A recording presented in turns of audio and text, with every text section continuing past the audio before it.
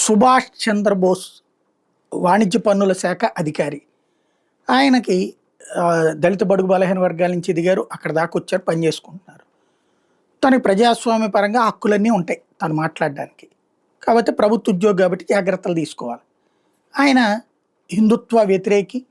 హిందుత్వానికి గురించి కావచ్చు, బీజేపీ గురించి కావచ్చు, మోడీ గురించి కావచ్చు, జాతీయ అంశాల గురించి అనేక నెగిటివ్ కామెంట్స్ చేశారు. ఎప్పుడు ఆయనకి ఏమీ కాలేదు.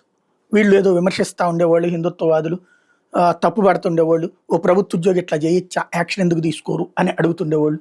ఏ ప్రభుత్వం పట్టించుకోలేదు. గతంలో జగన్ ప్రభుత్వం అయినా, ఇప్పుడు బాబు ప్రభుత్వం అయినా. అయితే అమరావతి మీదన మొన్న ఏదైతే వరదలు వచ్చినాయి, నీళ్లు నిండిపోయినాయి అన్నది ఫోటో పెట్టి ఇట్లాంటి చోట్ల అమరావతి అన్నటువంటిది పోస్టులు పెట్టుకొచ్చారు.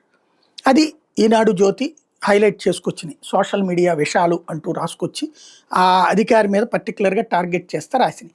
అప్పుడు ప్రభుత్వం దాని మీద ఎంక్వైరీకి ఆదేశించింది, ఆయనకు నోటీసులు ఇచ్చింది, విచారణ చేసింది, అంతా. ఇప్పుడు సస్పెండ్ చేశారు.